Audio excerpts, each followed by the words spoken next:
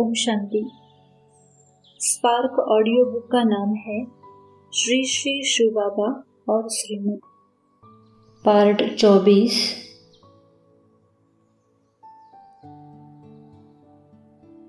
श्रीमत और प्रश्न एवं प्रश्नों से परे स्थिति। एक प्रश्न होता है किसी बात को समझने के लिए, और कोई प्रश्न होता है आश्चर्य के कारण, किसी उलझन के कारण या किसी को मूंझाने की भावना से। समझने के लिए जो प्रश्न होता है वह तो सही है, और जब हम ज्ञान की गुह्यता को समझेंगे तभी दूसरों को भी समझा सकेंगे। परंतु आश्चर्य या उलझन के कारण हमारे अंदर कोई प्रश्न नहीं उठना चाहिए। बाबा ने हमको जो ज्ञान दिया है उसकी यथार्थ रीति धारणा हो तो हमारे अंदर कोई प्रश्न उठ नहीं सकता। बाबा ने इसके विषय में भी श्रीमत दी है कि आत्मा अपने मूल स्वरूप में प्रश्नों से परे है, क्योंकि आत्मा जब संपूर्ण और संपन्न होती है तो उसको किसी भी प्रकार का प्रश्न नहीं उठता। अव्यक्त मुरली 20 अक्टूबर 61। कहा जाए कि एक सेकंड में साकारी से निराकारी बन जाओ तो बन सकेंगे? प्रश्न का उत्तर देने वाला कौन है? वो तो बहुत नाम सुना है। फिर प्रश्न उत्तर से पार जाने वाला कौन है? बाप समान भी बनना है और प्रजा भी बनानी है। साकार रिवाइज मुरली 12 सितंबर 2005। कोई प्रश्न पूछते तो बोलो हम बाप की श्रीमत पर चल रहे हैं, वो बेहद का बाप आकर बेहद का सुख देते हैं। बाकी प्रश्नों से कोई फायदा नहीं है। शिव बाबा ने कल्प पहले मुआफिक फरमान दिया है कि अपने को आत्मा समझ मुझे याद करो, तुमको किससे आर्ग्यू नहीं करना है। साकार रिवाइज मुरली 2 सितंबर 2005। तुम बाप से कोई भी प्रकार की मांगनी नहीं कर सकते हो, कुछ भी पूछने की दरकार नहीं रहती। बाप सब कुछ आप ही समझाते रहते हैं। हर बात में योग बल से काम लो। साकार रिवाइज मुरली 3 अक्टूबर 2005। बाप एक ही दवाई देते हैं, कहते हैं योग से तुम भविष्य 21 जन्म के लिए निरोगी बन जाएंगे, तुम्हारे सब दुख दूर हो जाएंगे, तुम मुक्ति धाम चले जाएंगे। बच्चे कई प्रकार के प्रश्न पूछते हैं, बाप करके दिल लेने के लिए कुछ कह भी लेते हैं, परंतु बाप कहते मेरा काम ही है पतित से पावन बनाना। साकार रिवाइज मुरली 5 अगस्त 2006। बच्चों को ज्ञान रत्नों से झोली भरनी चाहिए, कोई भी प्रकार का संशय नहीं आना चाहिए। देहाभिमान आने से फिर अनेक प्रकार के प्रश्न आदि उठते हैं। अव्यक्त मुरली 18 जनवरी 90। आदि रत्न है मुख वंशावली और आप हो संकल्प की वंशावली, इसलिए ब्रह्मा की 2 रचना गाई हुई है, एक मुख वंशावली और दूसरी संकल्प द्वारा सृष्टि रची। अब क्यों क्या का गीत खत्म करो और वाह वाह के गीत गाओ। श्रीमत और संतुलन अर्थात बैलेंस। श्रीमत और साधन एवं साधना। बाबा ने कहा है जीवन में सफलता के लिए हर बात में संतुलन रखना अति आवश्यक है, और उन बातों में संतुलन कैसे स्थापित करे उसके लिए श्रीमत भी दी है। बैलेंस रखने से कैसे ब्लेसिंग्स मिलती है उसका भी ज्ञान दिया है। बाबा ने अनेक प्रकार की समांतर बातें बताई है जिनमें संतुलन रखना अति आवश्यक है। ऐसे ही बाबा ने साधन और साधना का जीवन में महत्व बताया है, और इसमें भी विशेष साधन एवं साधना के संतुलन के लिए ध्यान रखने के लिए कहा है। बाबा ने साधनों के उपयोग के लिए मना नहीं किया है, लेकिन साधना में रहते साधनों का उपयोग करने के लिए कहा है। बाबा ने कहा है साधना को भूलकर साधनों के आधार पर चलना तो बालों के ढेर पर भवन बनाना है। बाबा ने जिन बातों के विषय में श्रीमत दी है उनमें विशेषकर न्यारे और प्यारे, अधिकार और कर्तव्य, साधन और साधना, स्व सेवा और विश्व सेवा, कर्म और योग आदि आदि है। अव्यक्त मूल्य 31 दिसंबर 70। साधनों के आधार पर साधना ऐसे समझो जैसे रेत के फाउंडेशन के ऊपर बिल्डिंग खड़ी कर रहे हो। विनाशी साधन के आधार पर अविनाशी साधना हो नहीं सकती। साधन को महत्व नहीं दो, लेकिन साधना को महत्व दो। साधना ही सिद्धि को प्राप्त कराएगी। अव्यक्त मूल्य 8 मई 73। पहले की सेवा से वारिस निकले।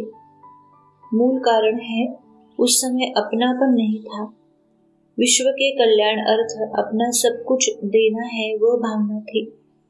अभी पहले अपने साधन सोचेंगे, पीछे सर्विस। अव्यक्त मूल्य 8 मई 73। अब फिर से वही महादानी बनने का संस्कार, वो सदा सर्व प्राप्ति होते हुए भी और सर्व साधन होते हुए भी साधनों में न आओ, साधना में रहो। अभी साधना कम है, साधन ज्यादा है। पहले साधन कम थे, साधना ज्यादा थी। साधन होते हुए भी त्याग वृत्ति में रहो। अव्यक्त मूल्य 28 जनवरी 74।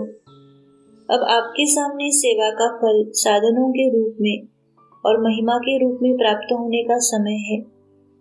इसी समय अगर ये फल स्वीकार कर लिया तो फिर कर्मातीत स्टेज का फल, संपूर्ण तपस्वीपन का फल और अतीन्द्रिय सुख की प्राप्ति का फल प्राप्त न हो सकेगा।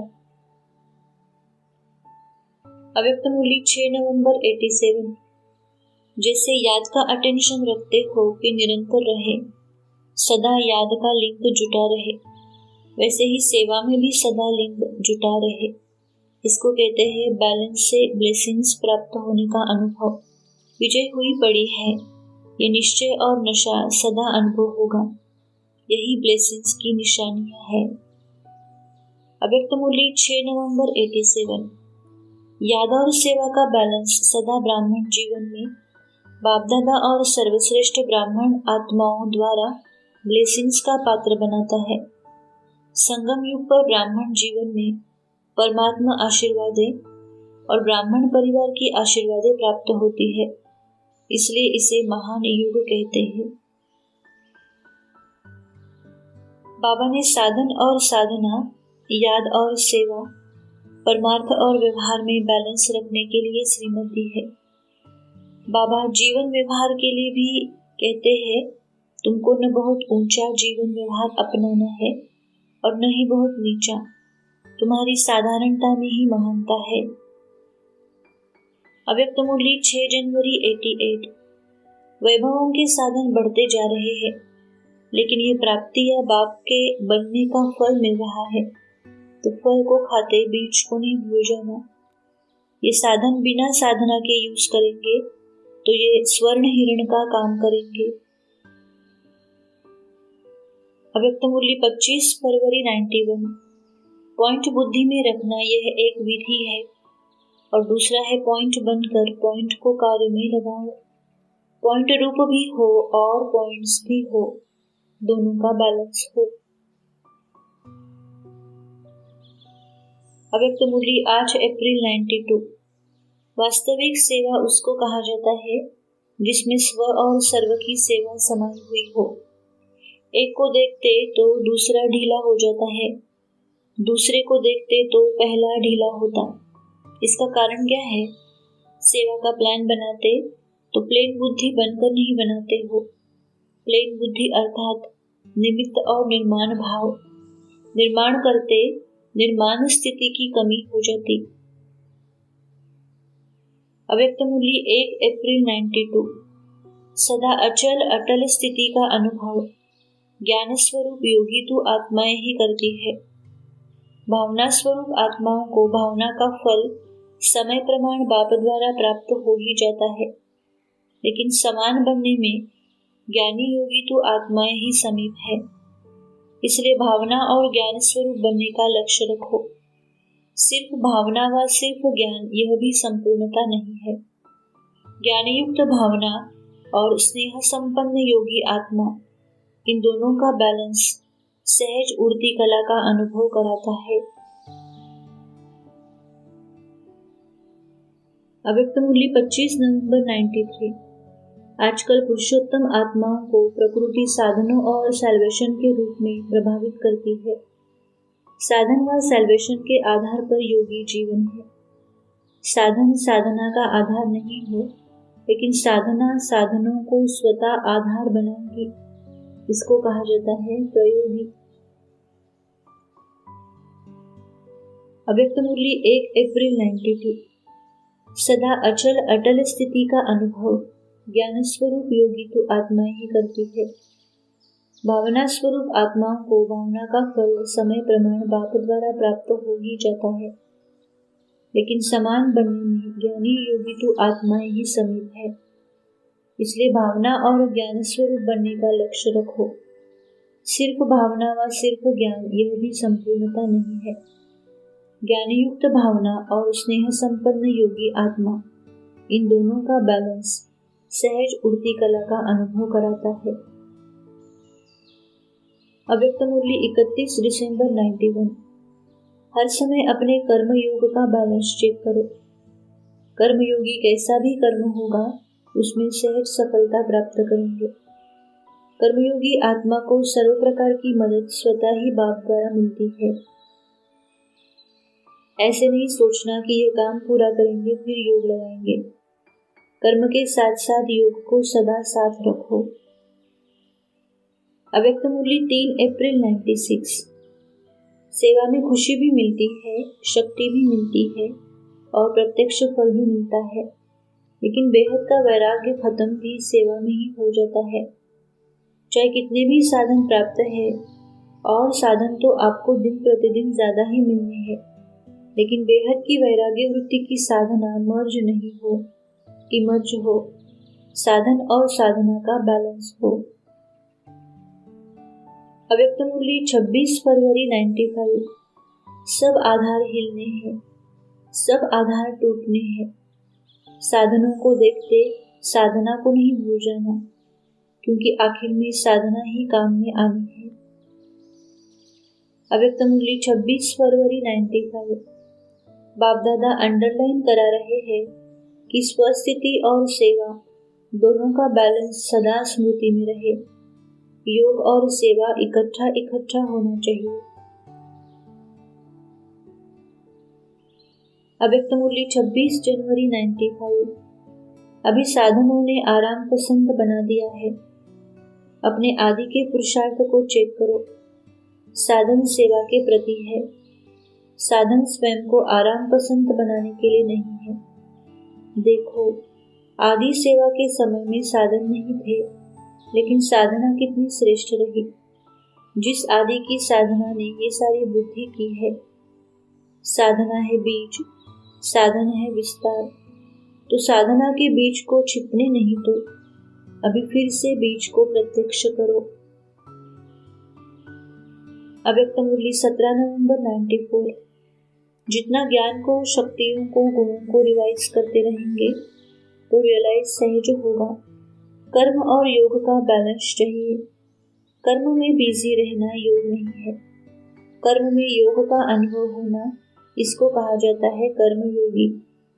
एक एक गुण, शक्ति, ज्ञान की पॉइंट के अनुभव में खो जाओ, स्वरूप बन जाओ। अव्यक्त मूल्य 18 जनवरी 94। याद और सेवा का बैलेंस हो। सेवा करने से जो खजाने मिले हैं वे बढ़ते हैं। याद की शक्ति का अर्थ है कि बुद्धि को जहां लगाना चाहो वहां लग जाए। कहना तो सहज है, लेकिन एकाग्रता की शक्ति है वह नहीं, वह समय पर मालूम पड़ता है। यह अभ्यास सदा करते रहो तो समय पर शक्ति कार्य में ला सकते हो। अव्यक्त मूल्य 22 जनवरी 90। बाप दादा सभी को यही कहते कि सदा स्व सेवा और औरों की सेवा साथ साथ करो। सर्वशक्तिमान बाप मददगार है, इसलिए हिम्मत से दोनों का बैलेंस रख आगे बढ़ो। श्रीमत और भौतिक साधन संपत्ति एवं ईश्वरीय प्राप्तियां। ये विश्व एक विविधतापूर्ण नाटक है जिसमें हर आत्मा का अपना अपना पार्ट है और उसके अनुसार अपनी अपनी प्राप्तियां है। इसलिए भौतिक प्राप्तियां अर्थात साधन संपत्ति में समानता करना भी निरर्थक है। भौतिक प्राप्तियों की एक सीमा है, परंतु ईश्वरीय प्राप्तियां अनंत अखूट अखंड है। जो अपनी भौतिक एवं ईश्वरीय प्राप्तियों को देखता है और उनका सुख लेता है, वही इस संगमयुगी जीवन का सच्चा सुख पाता है। और जो दूसरों की प्राप्तियों को देखता है, ईर्ष्या द्वेष में आता है, वह कभी भी इस संगमयुगी जीवन का सच्चा सुख अनुभव नहीं कर सकता। इसलिए बाबा की श्रीमत है, तुम दूसरों को न देख अपने को देखो, अपनी प्राप्तियों का सुख लो, कब ईर्ष्या द्वेष में मत आओ।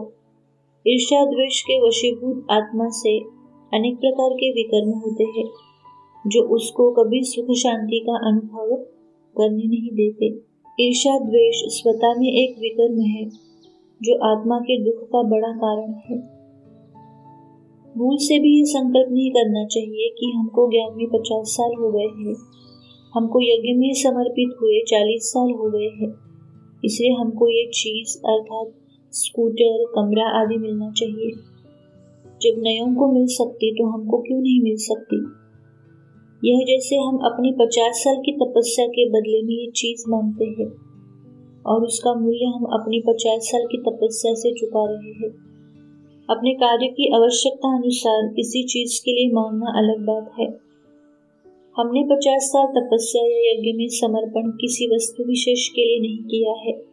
बाबा हमको जो देने आया है उसका सुख लेने के लिए किया है और सेवा से अपना भाग्य बनाने के लिए किया है।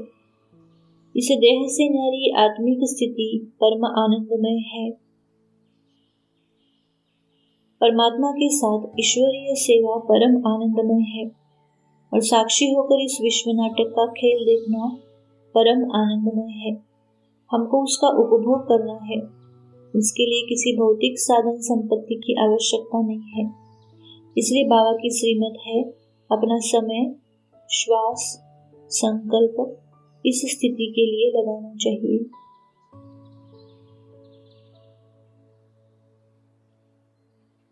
अव्यक्त मुरली 18 नवंबर 93।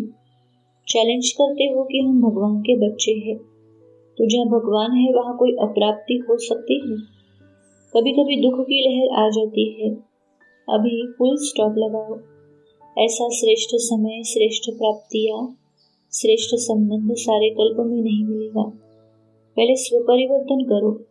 इस स्व परिवर्तन का वाइब्रेशन ही विश्व परिवर्तन कराएगा। अव्यक्त मुरली 7 मार्च 93। हम पद्मापदम भाग्यवान आत्माएं हैं, ये सदा स्मृति में रखो और खजानों को सदा सामने इमर्ज रूप में रखो। ये खजाने सदा खुशी को बढ़ाने वाले हैं, इसलिए कभी भी खुशी कम नहीं होनी चाहिए। ब्राह्मण जीवन अर्थात खुश रहना और दूसरों को भी खुशी बांटना। अव्यक्त मुरली 28 मार्च 2006। विनाशी साधनों की मौज अल्पकाल की होती है। सदाकाल की मौज को छोड़कर अगर अल्पकाल की साधनों की मौज में रहना चाहते हो तो बाप दादा क्या कहेगा, अतीन्द्रिय सुख के झूले में झूलो, अविनाशी प्राप्तियों के झूले में झूलो। ड्रामा को देखो, माया का पार्ट भी विचित्र है जो अभी ही ऐसे साधन निकले हैं। साधन जीवन की उड़ती कला का साधन नहीं है, आधार नहीं है। साधना आधार है, आधार बनाया तो रिजल्ट क्या होगी। साकार रिवाइज मुरली 15 अगस्त 2006। तुम हो राज ऋषि, पैसा है तो घूमो फिरो खाओ पियो, सिर्फ बाप को याद करो। बाप कोई मना नहीं करते हैं। साहूकार जरूर अच्छी रीति खाएंगे, वे तो अपनी कमाई का फल खाते हैं। श्रीमत और वर्तमान एवं भविष्य प्राप्ति। बाबा ने वर्तमान प्राप्तियों का ज्ञान दिया है, उनका महत्व बताया है और उनका भविष्य प्राप्तियों से क्या संबंध है। उसका ज्ञान भी दिया है और वर्तमान प्राप्तियों का कैसे सुख ले और दूसरों को भी उस सुख का अनुभव कराए, उसके लिए श्रीमत भी दी है। जो वर्तमान में स्वराज्य अधिकारी होगा वही भविष्य में राज्य अधिकारी बन सकता है। जो वर्तमान में विश्व सेवा का ताजधारी होगा वही भविष्य में ताजधारी बनेगा।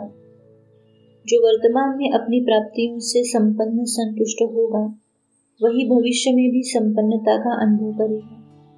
जो वर्तमान में आत्माओं की सेवा करेगा वे ही भविष्य में उसकी प्रजा में आएंगे। जो वर्तमान में अपनी कर्मेंद्रियों पर शासन करेगा वही भविष्य में विश्व पर शासन कर सकेगा। जो वर्तमान में ज्ञान रत्नों से संपन्न होगा वही भविष्य स्थूल रत्नों से संपन्न होगा। अव्यक्त मूल्य 24 सितंबर 92। भविष्य किसने देखा? ये है असत्य की जजमेंट। भविष्य तो वर्तमान की परछाई है। बिना वर्तमान के भविष्य नहीं बनता। अल्पकाल के मान शान और नाम की मौज मना सकते हैं, लेकिन सर्व आत्माओं के दिल के स्नेह का, दिल की दुआओं का मान नहीं पा सकते। अव्यक्त मूल्य 26 जनवरी 88। भविष्य भी वर्तमान भाग्य के हिसाब से मिलता है। महत्व इस समय के भाग्य का है। बीज इस समय डालते हो और फल अनेक जन्म प्राप्त होता है। महत्व तो बीज का गिना जाता है। ये है बीज बोना। इस समय के पद्मापदम भाग्य की स्मृति सदा इमर्ज रूप में रहे। अव्यक्त मूल्य 9 जनवरी 95। कोच कुर्सियां है, लेकिन ऐसा अभ्यास जरूर करो कि कोई भी समय साधन नहीं हो तो साधना में विघ्न नहीं पड़ना चाहिए। जितना साधन बढ़ाएंगे उतनी संख्या डबल ट्रिपल बढ़ेगी। श्रीमत और पैगंबर मैसेंजर। बाबा स्वर्ग का पैगाम लेकर आता है और हम सबको भी कहते हैं तुम सब पैगंबर मैसेंजर हो, क्योंकि तुम बाप का पैगाम सर्व आत्माओं तक पहुंचाने के निमित्त हो। सर्व आत्माओं तक सहज ही बाप का पैगाम पहुंच जाए, जिससे वे भी बाप से सुख शांति का अपना जन्मसिद्ध अधिकार ले लेंगे। उसके लिए क्या क्या और कैसे करना है उसके लिए श्रीमत दी है। पैगाम क्या देना है उसको भी बताया है। साकार रिवाइज मुरली 15 फरवरी 2005। तुम सब संदेशी हो। तुमको खास भारत और आम सारी दुनिया को ये संदेश पहुंचाना है कि भारत अब फिर से स्वर्ग बन रहा है अथवा स्वर्ग की स्थापना हो रही है। बाप को हेवेनली गॉडफादर कहते हैं। वो भारत में स्वर्ग की स्थापना करने आए हैं। तुमको अंदर में ये खुशी रहनी चाहिए। साकार रिवाइज मूली 11 फरवरी 2005। तुम जानते हो हम अभी वर्षा ले रहे हैं और भी बहुतों को वर्षा लेना है। हमारे ऊपर फर्ज अदाई है घर घर में बाप का पैगाम देने की। वास्तव में मैसेंजर एक बाप ही है। बाप अपना परिचय तुमको देते हैं, तुमको फिर औरों को बाप का परिचय देना है, बाप की नॉलेज देनी है। साकार रिवाइज मूली 19 जनवरी 2005। शास्त्रों में भी है कि घर घर में संदेश दिया। कोई एक रह गया तो उसने उल्हाना दिया कि मुझे कोई ने बताया नहीं। बाप आए हैं तो पूरा ढिंडोरा पिटना चाहिए। एक दिन जरूर सबको पता पड़ेगा कि बाप आए हैं शांतिधाम सुखधाम का वर्षा देने। साकार रिवाइज मूली 30 जून 2005। यह मैसेज सबको देना है। अपनी दिल से पूछो मैं कहाँ तक मैसेंजर बना हूँ। जितना बहुतों को जगाएंगे उतना इनाम मिलेगा। मूल बात है बाप का परिचय देना। साकार रिवाइज मूली 11 नवंबर 2005। यह है रूहानी यूनिवर्सिटी, जहाँ सारे यूनिवर्स की आत्माएं आकर पढ़ती है। तुम्हारा यह पैगाम कोई न कोई प्रकार से सबको जरूर पहुंचना चाहिए। जो भी विश्व में जीवात्माएं हैं वे उस माशूक को याद जरूर करती है। ये पॉइंट्स अच्छी रीति धारण करनी है। साकार रिवाइज मूली 24 नवंबर 2005। अब बाप तुम बच्चों को समझा रहे हैं। हर एक की बुद्धि में आना चाहिए कि हम सबको बाप का परिचय कैसे दें। सबको पहली बात यह सुनाओ कि निराकार शिव बाबा कहते हैं, मुझे याद करो, मैं पतित पावन हूँ, मेरी याद से ही तुम्हारे भी कर्म विनाश होंगे। साकार रिवाइज मुरली 18 दिसंबर 2005। जो इन बातों को अच्छी रीति समझ लेते हैं उनको आंतरिक खुशी रहती है। बाबा कहते इस नाम रूप से न्यारा होना है। तुम बच्चे भी सर्विस पर हो, बाबा भी सर्विस पर है। बाबा सर्विस बिगड़ रह नहीं सकते। साकार रिवाइज मुरली 18 दिसंबर 2005। ये वैरायटी धर्मों का झाड़ है और कोई को पता नहीं कि क्राइस्ट कैसे आता है। बाप कहते हैं, मामी कम याद करो तो भी कर्म विनाश होंगे। ये पैगाम सभी को देना है। श्रीमत और ईश्वरीय वरदान एवं स्वमान। बाबा ने हर आत्मा को ब्राह्मण बनते ही दिव्य बुद्धि का वरदान दिया है, जिसके आधार पर ही वह स्वयं को और परमात्मा को पहचानती है और पहचान कर अपनी आत्मिक स्थिति में स्थित होकर परमात्मा के संबंध जोड़कर अतीन्द्रिय सुख की अनुभूति करती है। इसके आधार से परमात्मा से अनेक प्रकार के वरदान आत्मा को प्राप्त होते हैं। इसके लिए बाबा श्रीमत देते हैं। बाबा ने वरदान तो दिए हैं, उन वरदानों को कार्य में लगाकर उनका सुख अनुभव करना तुम आत्माओं के ऊपर है। वरदानों को कार्य में लगाकर उनको बढ़ाना तुम आत्माओं का काम है। कार्य में न लगाने से वरदानों की शक्ति खत्म हो जाती है। जैसे बाप ने तुमको वरदान दिए हैं, वैसे तुम भी वरदानी मूर्त बनकर अन्य आत्माओं को वरदान दो। अव्यक्त मुरली 29 अक्टूबर 87। बाप और वरदाता इन डबल संबंध से हर एक बच्चे को ये श्रेष्ठ प्राप्ति जन्म से ही होती है। बाप जन्म से ही सर्व शक्तियों का जन्मसिद्ध अधिकार का अधिकारी बना देता है और वरदाता के नाते से जन्म होते ही मास्टर सर्वशक्तिवान बनाए। सर्वशक्तिवान भव का वरदान दे देते हैं। अव्यक्त मुरली 29 अक्टूबर 87। श्रेष्ठ संकल्प शक्ति अर्थात मन को जहाँ चाहो जब चाहो वहाँ स्थित कर सकते हो। ये है मन की शक्ति जो अलौकिक जीवन में वरसेवा वरदान में प्राप्त है। अव्यक्त मुरली 29 जनवरी 75। इन तीन स्वरूपों से विशेष तीन वरदान कौन से हैं? निराकार स्वरूप की मुख्य शिक्षा का वरदान कौन सा है? कर्मातीत भव। आकारी स्वरूप अथवा फरिश्तेपन का वरदान कौन सा है? डबल लाइट भव। साकार स्वरूप का विशेष वरदान है साकार समान निरअहंकारी और निर्विकारी भव।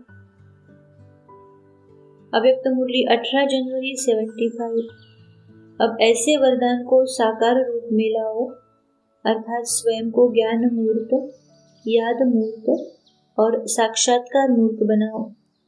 जो भी सामने आए उसके मस्तक द्वारा मस्तक मणि दिखाई दे, नैनों द्वारा ज्वाला दिखाई दे और मुख द्वारा वरदान के बोल निकलते हुए दिखाई दे।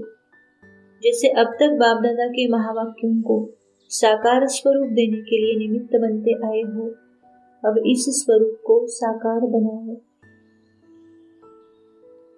अव्यक्त मुरली 12 नवंबर 92। कार्य में दिव्यता ही सफलता का आधार है। दिव्य बुद्धि की निशानी है हर कर्म में दिव्यता। दिव्य बुद्धि प्राप्त करने वाली आत्माएं सदा अदिव्य को भी दिव्य बना देती है। दिव्य बुद्धि अर्थात पारस बुद्धि। अभी दिव्य बुद्धि के वरदान को कार्य में लगाओ। अव्यक्त मुरली 24 फरवरी 88। बाप का श्रेष्ठ मत का वरदान रूपी हाथ सदा बच्चों के ऊपर है। इसी वरदान को विधि पूर्वक चलाते चलो तो कभी भी मेहनत नहीं करनी पड़ेगी। वरदानी आत्मा अर्थात सदा निश्चिंत और निश्चित विजय का अनुभव करना। बाप का वरदानी हाथ सदा मेरे ऊपर है, इस अनुभव को सदा स्मृति में रखो। अव्यक्त मुरली 31 मार्च 88। मनसा वाचा कर्मणा बचत की स्कीम का मॉडल पहले मधुबन में बनाओ। वैसे तो हर एक बच्चे के प्रति हर कदम में वरदान है। जो दिल के स्नेही आत्माएं हैं वे चलते ही हर कदम में वरदान से है। बाप का वरदान सिर्फ मुख से नहीं लेकिन दिल से भी है। दिल का वरदान सदा ही दिल में खुशी, उमंग, उत्साह का अनुभव कराता है। खुशी, उमंग, उत्साह में रहते हैं।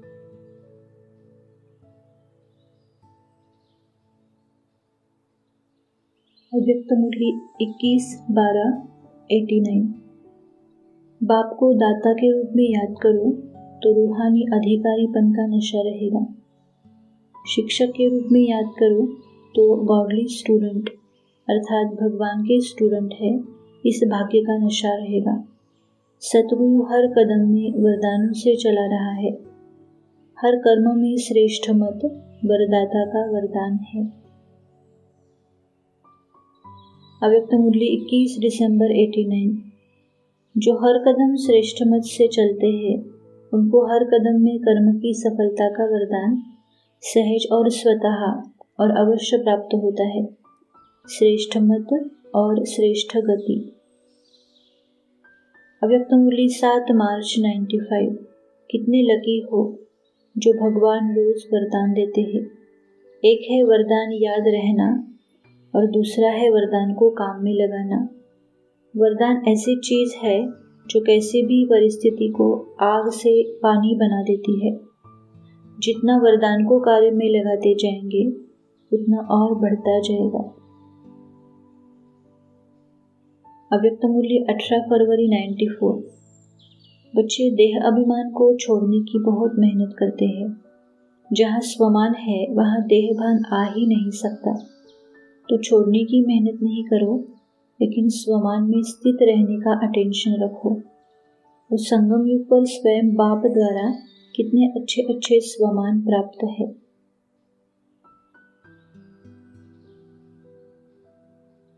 अव्यक्त मूल्य 18 फरवरी 94। वास्तव में अगर एक मास्टर सर्वशक्तिवान का स्वमान भी याद हो तो मेहनत की कोई बात ही नहीं। जब बोर होते हो तो अपने स्वमान की लिस्ट को सामने लाओ, अपनी प्राप्तियों की लिस्ट को सामने लाओ। अव्यक्त मूल्य 1 फरवरी 94। बाप से अधिकार में क्या क्या मिला है उसकी लिस्ट निकालो तो कितनी है। बच्चा बनना अर्थात अधिकार लेना। हद के अधिकार के पीछे अगर कोई जाता है तो बेहद का अधिकार गवाता है। सदा बेहद के अधिकार की खुशी में रहो। सिर्फ वर्षे की नहीं लेकिन वरदानों के भी डबल अधिकार है। सदा स्मृति में रखो कि अनेक बार की अधिकारी आत्माएं हैं। अव्यक्त मूल्य 22 फरवरी 90।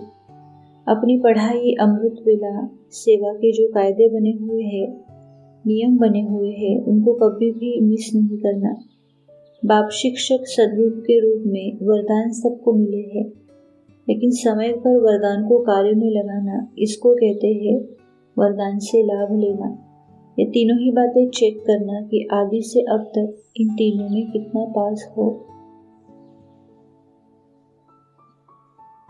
अव्यक्त मूल्य 22 जनवरी 90।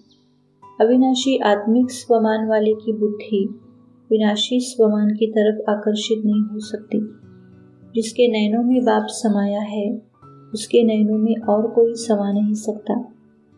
चरित्र के आधार पर ही भक्ति मार्ग में चित्र बने हैं।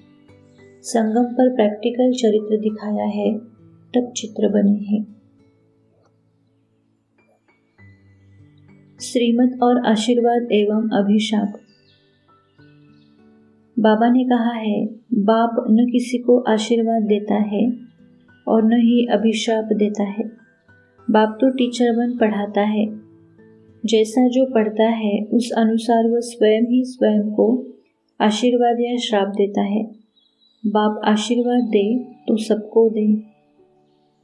बाबा ने ये भी कहा है तुमको भी किसी को न आशीर्वाद देनी है और न ही श्राप देना है। तुमको सबको रास्ता बताना है। बाबा ने ये भी ज्ञान दिया है कि तुम किसी आत्मा की निंदा करते हो तो ये भी तुम उसको श्राप देते हो, अथवा किसकी महिमा करते हो तो उसको आशीर्वाद देते हो। बाबा ने कहा है तुमको कब परचिंतन नहीं करना है, क्योंकि जो किसकी निंदा करता है या महिमा करता है तो सूक्ष्म में उसकी याद अवश्य रहती है, इसे उस समय बाबा की याद रह नहीं सकती। तुमको तो बाबा को याद करना है। साथ साथ बाबा ने ये भी कहा है तुमको दुखियों पर रहम करना है, उनके प्रति योगदान करना है, परंतु उसमें बीच में बाबा को अवश्य रखना है, नहीं तो वह भी पाप हो जाएगा। साकार रिवाइज मुरली 22 नवंबर 2005। तुमको याद में रहकर पापों को विनाश करना है। ऐसे नहीं कि बाप हमारे ऊपर रहम व कृपा करते हैं। बाप कहते हैं मुझे तो पार्ट मिला हुआ है पढ़ाने का, सो तो पढ़ाना ही है। साकार रिवाइज मुरली 4 जनवरी 2006। माया की बॉक्सिंग भी ड्रामा में नूंद है। मैं थोड़े ही माया को कहूँगा कि विकल्प न लाओ। बहुत लिखते हैं बाबा कृपा करो, मैं थोड़े ही किस पर कृपा करूँगा। यहाँ तो तुमको श्रीमत पर चलना है। मैं कृपा करूँ तो फिर सभी महाराजा बन जाए, ड्रामा में भी यह है नहीं। अव्यक्त मुरली 17 दिसंबर 89। अमृत वेले से रात सोने तक के लिए जो आज्ञाएं मिली हुई है, आज्ञाकारी को सर्व संबंधों से परमात्मा दुआएं मिलती है। ये नियम है। परमात्मा दुआओं के कारण आज्ञाकारी आत्मा सदा डबल लाइट उड़ती कला वाली होती है। साथ साथ आज्ञाकारी आत्मा को आज्ञा पालन करने के रिटर्न में बाप द्वारा विल पावर विशेष वरदान और वर्षे के रूप में मिलती है। साकार रिवाइज मुरली 2 सितंबर 2006। ज्ञान मार्ग है ही पढ़ाई। टीचर कोई पर कृपा थोड़े ही करेगा, हर एक को पढ़ना है। बाप श्रीमत देते हैं, उस पर चलना चाहिए ना। साकार रिवाइज मुरली 29 मई 2006। इसमें भगवान को तरस नहीं खाना है और न कृपा करनी है। वास्तव में तरस व कृपा अपने ऊपर आपे ही करनी होती है। यहाँ तो पढ़ाई है, कृपा आदि की बात नहीं है। साकार रिवाइज मुरली 27 सितंबर 2006। तुम जितना बाप को याद करेंगे उतना पवित्र बनेंगे और औरों को भी आप समान बनाएंगे तो बहुतों की आशीर्वाद मिलेगी, ऊंच पद पा लेंगे।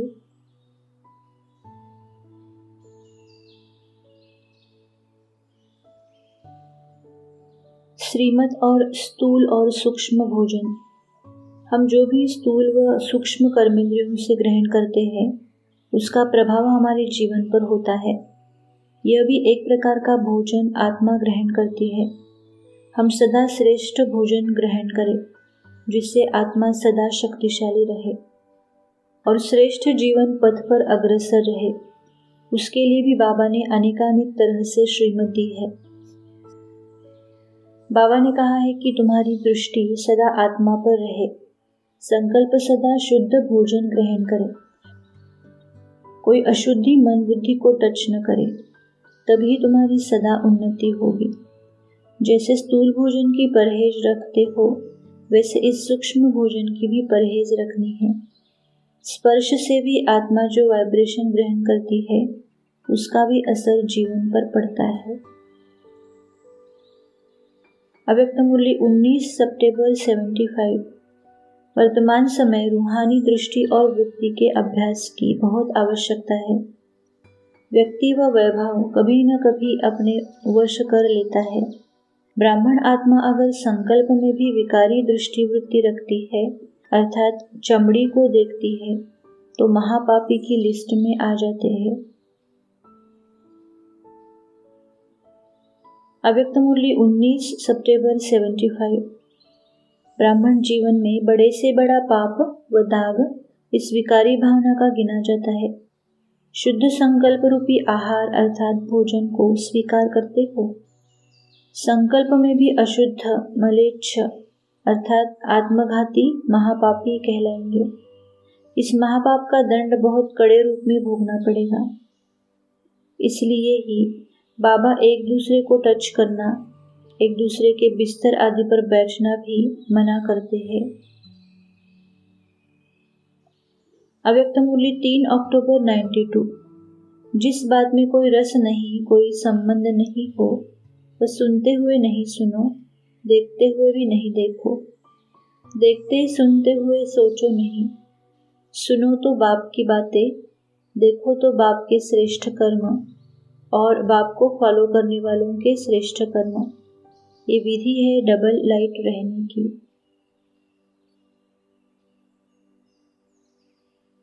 श्रीमत और प्रत्यक्षता। सत्य ज्ञान की प्रत्यक्षता, सत्य बाप की प्रत्यक्षता, स्वयं की प्रत्यक्षता। तीनों की प्रत्यक्षता हो तब कहेंगे प्रत्यक्षता, अर्थात तब प्रत्यक्षता होगी। प्रत्यक्षता अर्थात सत्य ज्ञान की प्रत्यक्षता, बाप की प्रत्यक्षता, स्वयं की प्रत्यक्षता। भगवान वाच, परमात्मा की प्रत्यक्षता भी तब होगी जब ज्ञान प्रत्यक्ष होगा, ब्राह्मण प्रत्यक्ष होंगे।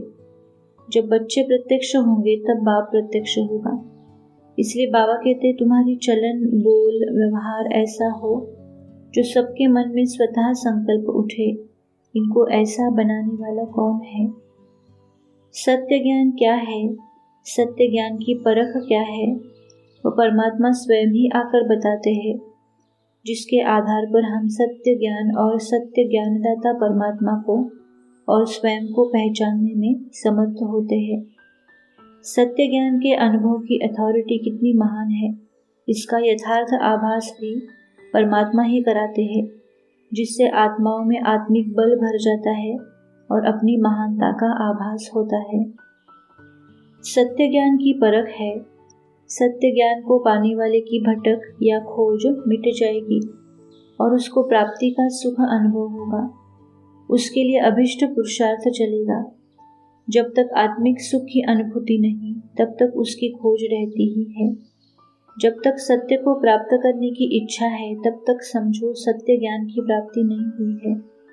जिसको सत्य ज्ञान की प्राप्ति हो जाएगी, वह अतीन्द्रिय सुख की अनुभूति करेगा और वह दूसरों को भी वह सत्य ज्ञान बताए बगैर रह नहीं सकेगा। सत्य ज्ञान की धारणा वाले में अहंकार हो नहीं सकता, उसमें सत्य ज्ञान का भी अहंकार नहीं होगा। इसलिए कहा है विद्या ददाति विनयनी। बाप की सत्य ज्ञान की और अपने आत्मिक स्वरूप की प्रत्यक्षता करना, सर्व आत्माओं को अनुभव कराना, हर ब्राह्मण आत्मा का पावन कर्तव्य है। परंतु प्रत्यक्षता कब और कैसे होगी, उसके लिए भी बाबा ने बताया है और उसके लिए क्या करना है उसकी भी श्रीमती है। हमको भी बाबा कहते हैं, बाबा जो ज्ञान देते हैं वह जज करो कि वह सत्य है, क्योंकि जब तुम्हारी बुद्धि में उसकी सत्यता होगी तभी तुम औरों को भी उसकी सत्यता की अनुभूति करा सकोगे। साकार रिवाइज मुरली 10 मार्च 2006। जो भारी भारी भूले हैं उन पर जोर देना है। एक तो ईश्वर को सर्वव्यापी कहना, दूसरा फिर गीता का भगवान श्री कृष्ण को कहना, कल्प लाखों वर्ष का कहना। भले कहा जाता है शंकर की प्रेरणा से बॉम्ब्स आदि बनाते हैं, परंतु ये सारी ड्रामा में नूंद है। इस यज्ञ से ही यह विनाश ज्वाला निकली है। अव्यक्त मुरली 17 मार्च 91। अभी तपस्या द्वारा सर्व प्राप्तियों को स्वयं अपने जीवन में और सर्व के संबंध संपर्क में प्रत्यक्ष करो। चलन और चेहरे तक लाओ, संबंध संपर्क में लाओ, तब प्रत्यक्षता का नगाड़ा बजेगा। अव्यक्त मुरली 25 मई 83। ब्राह्मण आत्मा अर्थात हर कर्म में बाप दादा को प्रत्यक्ष करने वाली, कर्म की कलम से हर आत्मा के दिल पर, बुद्धि पर बाप का चित्र व स्वरूप खींचने वाली रूहानी चित्रकार बने हो ना। हर बच्चा अपने कर्मों के दर्पण द्वारा बाप का साक्षात्कार कराए। अव्यक्त मूल्य 1 जून 83। नई दुनिया का आधार ये नई नॉलेज है।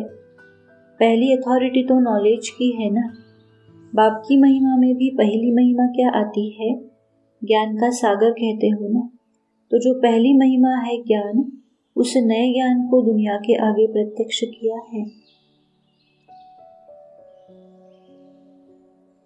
साकार रिवाइज मूल्य 20 सितंबर 2004। गीता में भी ये बातें नहीं है। ये है बिल्कुल न्यारा ज्ञान। ड्रामा में ये सब नूंद है। 1 सेकंड का पार्ट न मिले दूसरे सेकंड से। कम बुद्धि वाले तो इतनी धारणा कर न सके। अव्यक्त मूल्य 13 मार्च 86। सबसे बड़े से बड़ी अथॉरिटी आपके साथ है। आप सभी के पास कौन सी अथॉरिटी है? सबसे बड़ी परमात्मा अनुभूति की अथॉरिटी है। अनुभव की अथॉरिटी से श्रेष्ठ और सहज किसी को भी परिवर्तन कर सकते हो। अव्यक्त मूल्य 24 जनवरी 70। अगर नॉलेज से लाइट माइट नहीं तो वह नॉलेज ही किस काम की। जब ज्ञान बुद्धि में समा जाता है तो बुद्धि के डायरेक्शन अनुसार कर्मेंद्रिया भी वैसा ही कर्म करती है। भोजन खाना और चीज है, हजम करना और चीज है। खाने से शक्ति नहीं आएगी, हजम करने से शक्ति आती है। सत्य ज्ञान को पाकर ही आत्मा मृत्यु भय से भी मुक्त, निर्भय होकर सत्य कर्मों में प्रवृत्त होती है। अव्यक्त मूल्य 11 अप्रैल 73। परमात्मा ज्ञान का प्रूफ है आपकी प्रैक्टिकल लाइफ। एक तरफ धर्म युद्ध की स्टेज, दूसरी तरफ प्रैक्टिकल धारणा मूर्त की स्टेज। प्रैक्टिकल में ज्ञान अर्थात धारणा मूर्त, ज्ञान मूर्त, गुण मूर्त। मूर्त से ही वह ज्ञान और गुण दिखाई दे। आजकल डिस्कस करने से अपनी मूर्त को सिद्ध नहीं कर सकते, लेकिन मूर्त से उनको 1 सेकंड में शांत करा सकती हो। अव्यक्त मूल्य 20 नवंबर 72। सर्विस की रिजल्ट में स्नेह और प्योरिटी तो स्पष्ट दिखाई देता है, अथवा आने वाले अनुभव करते हैं। लेकिन जो नवीनता व नॉलेज की विशेषता है वह है नॉलेजफुल स्टेज व मास्टर सर्वशक्तिवान की स्टेज। वह सर्वशक्तिवान बाप के प्रैक्टिकल कर्तव्य की विशेषता जो विशेष रूप से अनुभव करने की है, वह अभी कमी है। अव्यक्त मूल्य 20 नवंबर 72। आपके जीवन से स्नेह और सहयोग से प्रभावित हुए हैं, लेकिन श्रेष्ठ नॉलेज और नॉलेजफुल बाप के ऊपर इतना प्रभावित नहीं हुए हैं जितना निमित्त बने हुए ब्राह्मण स्वयं शक्ति रूप का स्वयं में अनुभव करते हो, वह स्नेह और सहयोग की तुलना में कम है। अव्यक्त मूल्य 9 अक्टूबर 71। पांडवों का गायन क्या है? गुप्त रहने के बाद प्रत्यक्ष हुए हैं ना। जब रिवाजी आत्माएं भी निर्भय होकर अपने सिद्धांत को सिद्ध करने का कितना पुरुषार्थ करते हैं, तो आप लोगों को अपने सिद्धांतों को सिद्ध करने का कितना जोश होना चाहिए। अव्यक्त मूल्य 26 जून 70। साक्षात्कार मूर्त तब बनेंगे जब अपना अव्यक्त आकृति रूप दिखाएंगे।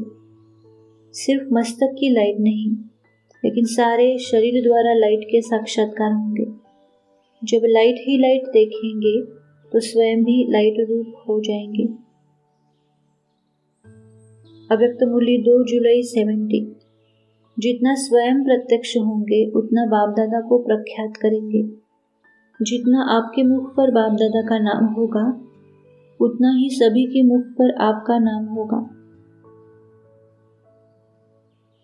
अव्यक्त मूल्य 15 दिसंबर 2003। साकार ब्रह्मा बाप को देखा। आपका कर्म चलन चेहरा स्वतः ही सिद्ध करेगा। यह भाषण से नहीं सिद्ध होगा। भाषण तो एक तीर लगाना है, लेकिन प्रत्यक्षता तब होगी जब अनुभव करेंगे इनको बनाने वाला कौन। रचना रचता को प्रत्यक्ष करती है। अव्यक्त मूल्य 15 अक्टूबर 2004।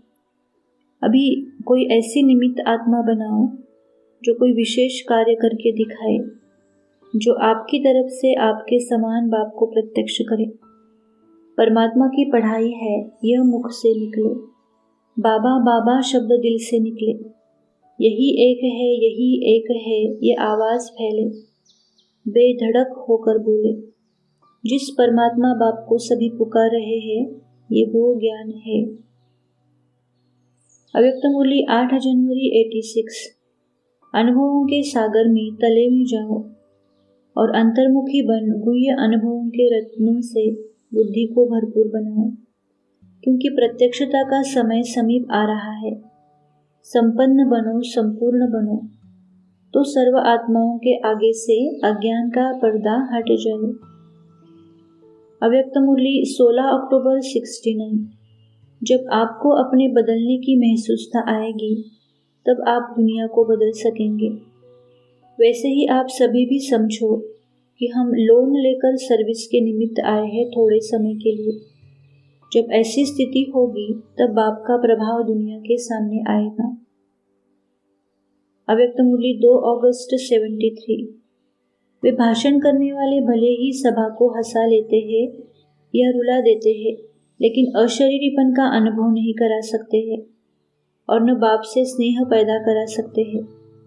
हम आत्मा है और वह परमात्मा है। जब तक यह अनुभव नहीं कराओ, तब तक यह बात सिद्ध कैसे होगी। अव्यक्त मुरली 28 दिसंबर 78। प्रत्यक्षता का आधार है सत्यता और निर्भयता।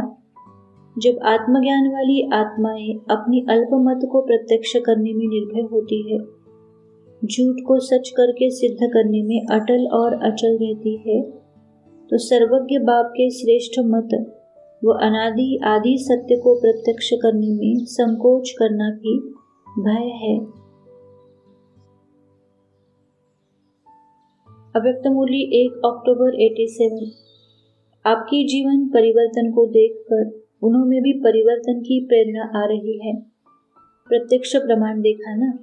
शास्त्र प्रमाण से भी सबसे बड़ा प्रत्यक्ष प्रमाण है। प्रत्यक्ष प्रमाण के आगे और सब प्रमाण समा जाते हैं। अव्यक्त मुरली 1 अक्टूबर 87। नास्तिक भी अनुभव करते हैं अलौकिक प्यार है व ईश्वरीय स्नेह है। ईश्वरीय प्यार है तो वह कहाँ से आया? किरणें सूर्य को स्वतः ही सिद्ध करती है। ईश्वरीय प्यार, अलौकिक स्नेह, निस्वार्थ स्नेह स्वतः ही दाता बाप को सिद्ध करता है। अव्यक्त मुरली 23 जनवरी 76। प्रत्यक्षता वर्ष मनाने का अर्थ है स्वयं को बाप के समान बनाना।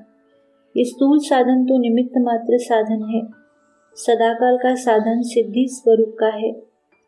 सिद्धि स्वरूप स्वतः ही सिद्ध करेगा कि ऐसा ऊंचा बनाने वाला ऊंचा भगवान है, तो साधनों के साथ साथ सिद्धि स्वरूप को अपनाओ। अव्यक्त मुरली 28 अक्टूबर 75। जैसे आदि स्थापना में ब्रह्मा रूप में सदैव श्री कृष्ण दिखाई देता था, जो सदा बाप की याद में होंगे और मैंपन की त्यागवृत्ति में होंगे, उनसे ही बाप दिखाई देगा। अव्यक्त मुरली 24 अप्रैल 83। ब्रह्मा कुमार अर्थात वृत्ति, दृष्टि, कृति और वाणी परिवर्तन, साथ साथ प्योरिटी की पर्सनैलिटी, रूहानी रॉयल्टी का अनुभव कराओ। आते ही मिलते ही इस पर्सनैलिटी की ओर आकर्षित हो, जिस चित्र और चरित्र से सर्व को बाप ही दिखाई दे। अव्यक्त मुरली 20 मार्च 87। इस मधुबन की धरणी पर आने से उनको ये जरूर मालूम पड़ना चाहिए, ये उल्हना न दे कि ऐसी धरणी पर भी मैं पहुंचा, लेकिन ये मालूम नहीं पड़ा कि ये परमात्मा ज्ञान क्या है। परमात्मा भूमि पर आकर परम आत्मा की प्रत्यक्षता का संदेश जरूर ले जाए। अव्यक्त मुरली 20 मार्च 87।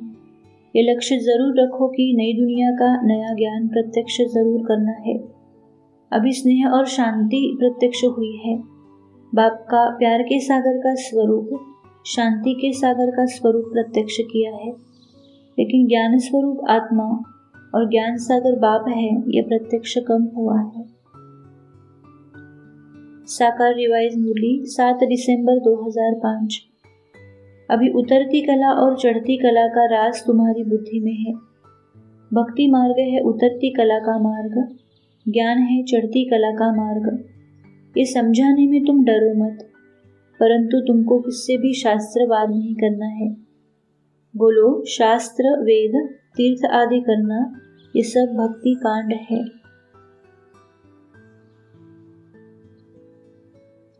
अव्यक्त मुरली 15 दिसंबर 2005।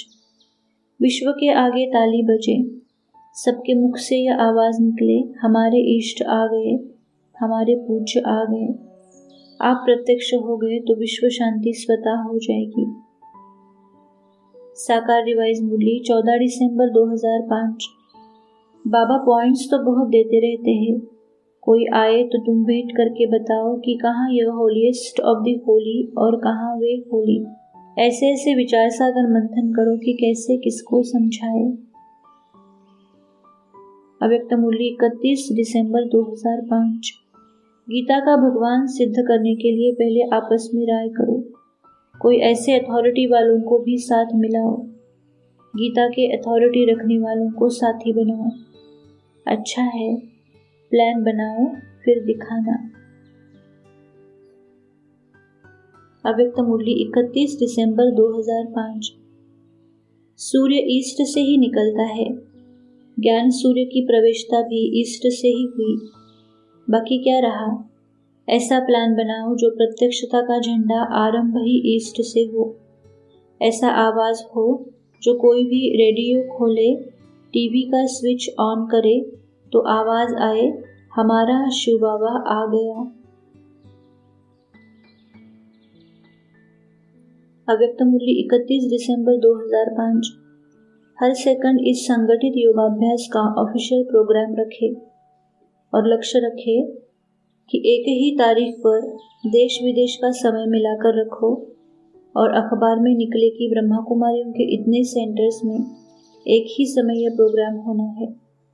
योग नहीं कराओ, अनुभव कराओ। ऐसे अनुभवी बनाओ, अभी अखंड सेवा करो।